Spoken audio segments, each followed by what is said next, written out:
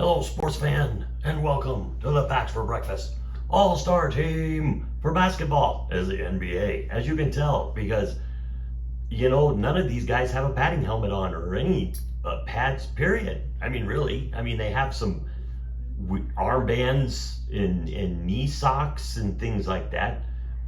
But these are some of the better players in the NBA right now. Two of them hurt. So we'll start with Jason Tatum. Jason Tatum, of course, got hurt in, game 4? I think he got hurt in game 4 of the Knicks Celtics series. Now, the Knicks bounced back unexpectedly. I did not think that the Knicks going down 3-1 without Tatum would bounce back the way they did, but I think Jaylen Brown had a really, really good game, and so did I can't remember the other guy's name, but he is Singletary, maybe? I don't know. But he had a really good game. Somebody put it in the comments. I know somebody knows way more than I do about the Celtics team makeup than I do. But Jason Tatum went down with the Achilles injury. They didn't know that it was an Achilles injury, but they felt like they knew just by his reaction. And so they bounced back. Boston did get the 5th game, but then of course in game 6 they got completely annihilated, 119-81 by the Knicks. So it was just one of those things. Jason Tatum is one of those guys that you don't really know. There are people that still don't think that he is an elite superstar, like top 5 player in the NBA. And then there are others that will argue that he is. There are moments where he kind of disappears and shrinks, but there are other moments where he is absolutely the biggest threat on the floor to make something happen, and he does. Jason Tatum right now is just he's 27 or 28 years old right now. Still got a lot of basketball left in him. He will not play next season, which of course has led a lot of people to speculate, should the Celtics blow it up and start over? Because why? This is what I don't understand. And it's like, and I talked about this in the last video with Giannis.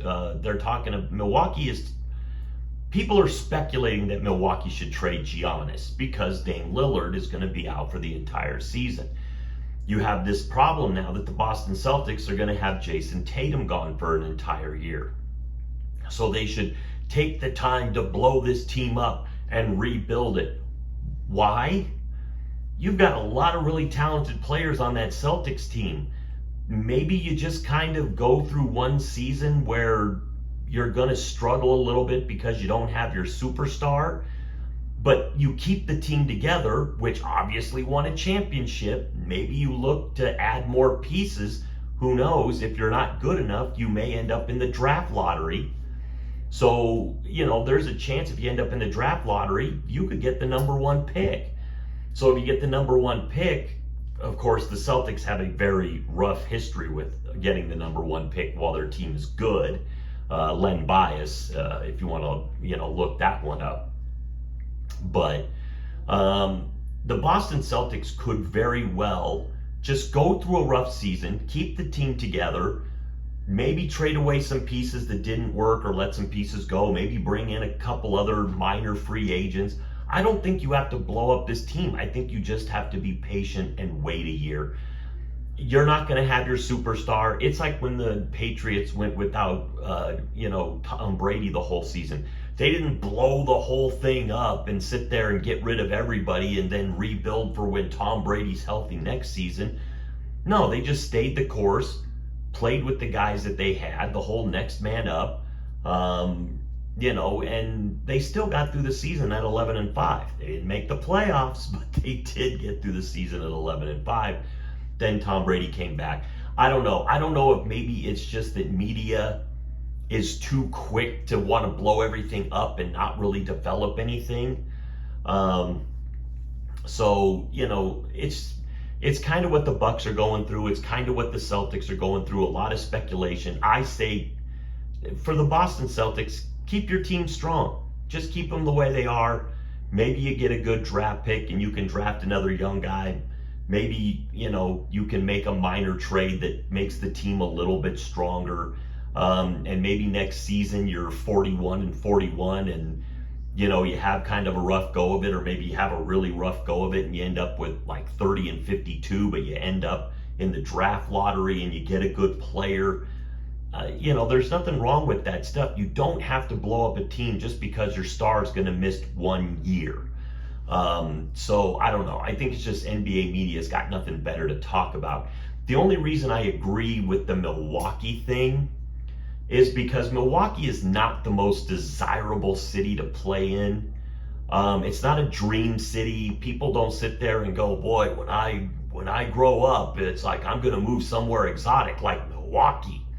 No, it's like it's not one of those places that people strive to be someday, and it's not an NBA player's favorite destination. The thing that you can do in Milwaukee is trade away your best piece, who is a little up there in age, not really old, still got a lot of good years left, but you can get a lot for him, and then you can start to rebuild the team, and then hopefully build another contender in 3-4 years. You'll be right back, hopefully where you were, maybe less if you make the right moves. But I think the Celtics are fine. We'll turn, and I mean, Tatum this year, 26.8 points, 9 rebounds, 6 assists. He's got an NBA championship. He's a winner. I don't see any reason to blow up the team. You make some tweaks and adjustments, just like you would do if Tatum's going to be there. You make those same adjustments for when he's going to be there next year, or you just, stay where you are, play out next season, and then you make your adjustments for the season when he comes back, thinking about the future, but don't blow it up. There's no reason to blow it up. A little bit they talk about the Nuggets in this way too, because the Nuggets are wasting Jokic's best years. We do have a championship in Denver, so that's good. I'm very happy about that. I never thought I'd see it. But I do agree with you need to trade away Michael Porter Jr. I would kind of keep Murray, but I think that Porter Jr. try to get a couple of bench big men, and I think the team would be fine. It's just you need a bench. You need some guys that can give Jokic and Gordon some rest. And I think if you can keep Jokic down around the 38-minute mark a game in the playoffs, not in the regular season, in the playoffs. Regular season you could probably get away with 35 if you can find a couple of decent bench players. But trade Porter Jr., just get a couple of decent bench guys. That's all you need, a couple of bench bigs. And they don't have to be great. They just have to give you maybe 8 to 12 minutes a game to, get Jokic a little bit of rest. But that also leads me to, they did decide to make Adelman the no longer interim head coach. He is the head coach of the Denver Nuggets. I think Adelman did an admirable job in the situation he was thrown into with only 3 games left in the season. I think he did pretty good in the playoffs. Where he fell short is not having a bench to go to. So I think Adelman did a pretty good job. I think he deserves to keep the job for 1 more year. Now let's find a GM that actually wants to make roster moves and doesn't just sit there and think that you can stay with the same exact team every year. But with the Nuggets, look for a guy named, I think his name is Darren Holmes. He was the guy that we drafted last year, but he blew out his Achilles in the preseason, and he was looking really good. So look for that as well. I think the Nuggets could be strong if Holmes plays as well as it looked like he was going to, because Holmes is like 6'10", 6'9", 6'10", something like that. But he looked pretty good. I was excited about him, and then he got hurt. Which seems to be the theme of this as we move on to Steph Curry, 4-time NBA champion. He's a 2-time MVP in 2015 and 2016. Last year, He averaged 24.5 points, 6 assists, and 4.4 rebounds. This is a guy that we weren't expecting this much out of. Here's the weird thing about Steph Curry. As good of a scorer he is, 2-time scoring champ. That's it. 2-time scoring champion. So he doesn't have as many scoring championships as I thought. He got one in 2016 and 2021. But he is a really good team player. When he came out of Davidson, there wasn't a lot of us that thought he was going to be much of anything. We knew he was a really good shooter. We just didn't know he'd become a legend. So it's like, good on Steph Curry. He also got hurt in the playoffs, which hurt Golden State when you lose. But his was a lot less serious. I think his was just a hamstring, but it definitely wasn't something you were going to recover from within 24 to 48 hours. It was a little bit too severe of a hamstring injury. But he's still one of the best players. I still think he's got a couple years left in him. I would like to see, I don't know what else you do, because it's like Curry, Butler, and Draymond were all playing so well together.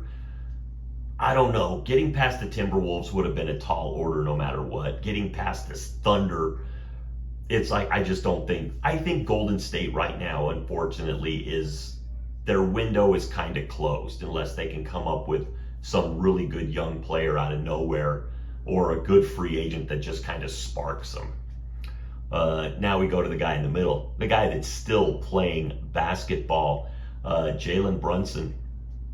Still playing basketball, although the Pacers would like him to not be playing basketball anymore if they can get 3 more games, because they did take the first game of the series. It was a choke job, but these kinds of games happen. We'll see if Jalen Brunson can bounce back. Jalen Brunson was taken by the Dallas Mavericks in the 2nd round with the 33rd pick. It's amazing when a guy like that, who is so talented, slips that far and you just don't realize how good he's going to be. He played for Nova, who's been strong for like the last 5-10 years off and on. But Brunson, I don't know how the Dallas Mavericks let him walk. Oh, I do know how they let him walk. You had freaking Kyrie Irving and Luka Doncic. You really don't have room for Jalen Brunson. But Jalen Brunson signed a 4-year, $104 million deal. That's $26 million a year for one of the best players in the NBA right now. That's a bargain. It's a bargain. Really, the Knicks should almost be paying twice as much for this guy. But here's the thing, the last 4 teams that are left, the Knicks, the Pacers, the T-Wolves, and the Thunder, there is somebody that's going to get it. They're either going to get a championship that they haven't gotten since the 60s or 70s. With the Knicks, I think 72. Don't quote me. But it's been a long time since the Knicks have won a championship. And of course, the other 3 teams, Oklahoma City, Minnesota, and Indiana, have not won NBA titles. So if you told me that the Indiana Pacers were going to play the Oklahoma City Thunder, I'd be fine. Pacers against the T-Wolves, I'd be fine. Somebody's going to get a ring, and that's always fun to get your first ring as an organization. But if you told me the Knicks were going all the way, I'd be good with that too. I wouldn't mind seeing the Knicks win, because they've been down for so long. And the years that they had the really good teams with, Ewing and Starks, and I think at the time they had maybe Oakley was in there, and just some of the really good teams that they had in that era where they ran into the buzzsaw, which was Michael Jordan and the Bulls. I would not mind seeing the Knicks win a championship either. And that's All-Star for now.